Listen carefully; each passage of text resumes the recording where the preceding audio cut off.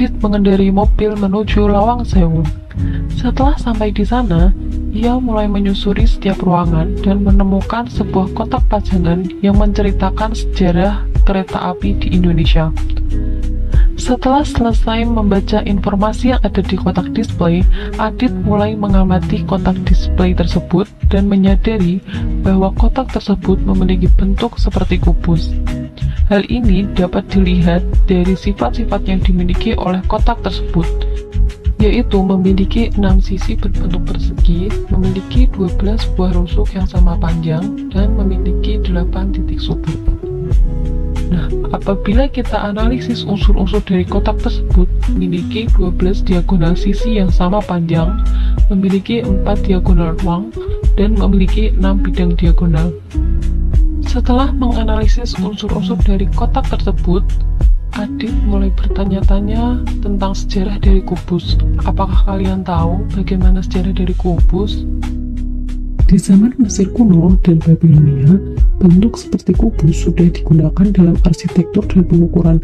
Seorang matematikawan bernama Euclid menjelaskan bentuk kubus secara sistematis dalam bukunya yang berjudul Elements. Ia menyebut kubus sebagai bangun ruang yang punya 6 sisi persegi, 12 rusuk, dan 8 titik sudut. Sedangkan pada masa kejayaan Islam, ilmuwan seperti Al-Khwarizmi dan Omar Khayyam mempelajari bentuk ini dalam konteks bilangan berpangkat 3. Misalnya, 2 pangkat 3 sama dengan 8. Artinya, kubus dengan rusuk 2 satuan memiliki volume 8 satuan kubik. Nah, pada masa sekarang, kubus dijadikan sebagai bahan ajar sejak kita duduk di bangku sekolah dasar. Di sekolah kita diajarkan bahwa rumus dari volume kubus itu yaitu sisi di pangkat 3, dan rumus untuk luas permukaan kubus itu 6 dikali sisi pangkat 2. Ini merupakan jaring-jaring dari kubus, dan ini ada beberapa bentuk kubus yang berada di Lawang Sewu. Selanjutnya, mari kita menyelesaikan contoh soal berikut.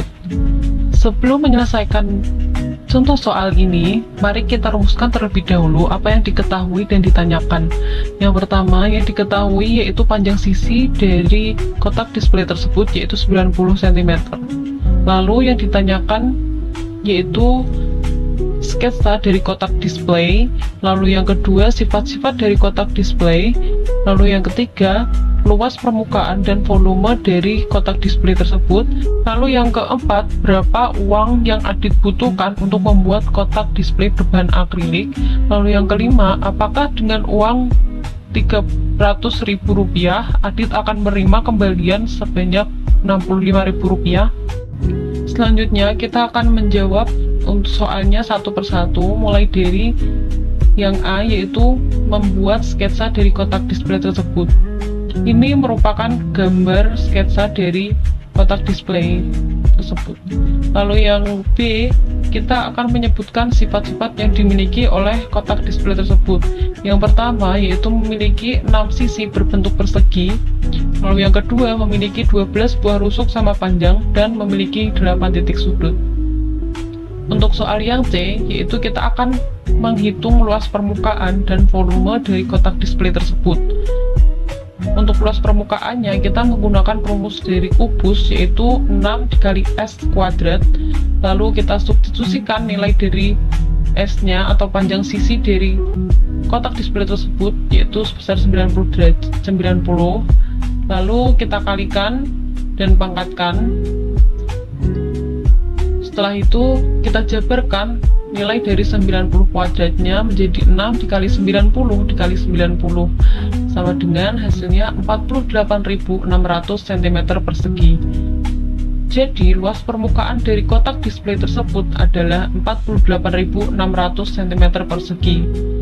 Nah, sedangkan untuk volumenya rumusnya S pangkat 3, yaitu kita substitusikan nilai dari 90-nya yaitu 90 pangkat 3, lalu kita jabarkan jadi 90 dikali 90 dikali 90, hasilnya yaitu 729.000 cm persegi.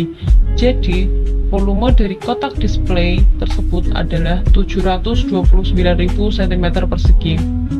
Untuk soal selanjutnya, Karena luas permukaan dari kotak display sudah kita hitung di soal nomor C, maka kita dapat langsung mengubah satuan dari luas permukaan yang telah kita hitung. Yang awalnya satuannya cm persegi, kita ubah ke meter persegi, di mana 1 meter persegi itu sama dengan 10.000 cm persegi. Maka 48.600 cm persegi jika kita ubah ke meter persegi, hasilnya yaitu 4,86 meter persegi. Lalu bisa kita kalikan antara luas permukaan dengan harga per meter perseginya, yaitu 4,86 meter persegi dikali Rp25.000 per meter persegi. Jadi biaya total yang harus dikeluarkan oleh Adit yaitu Rp121.500. Jadi biaya total yang dibutuhkan Adit untuk membuat kotak display berbahan akrilik adalah Rp121.500. Untuk soal yang terakhir, yaitu apabila Adit mempunyai uang sebesar Rp300.000, apakah benar Adit akan menerima kembalian sebesar Rp65.000?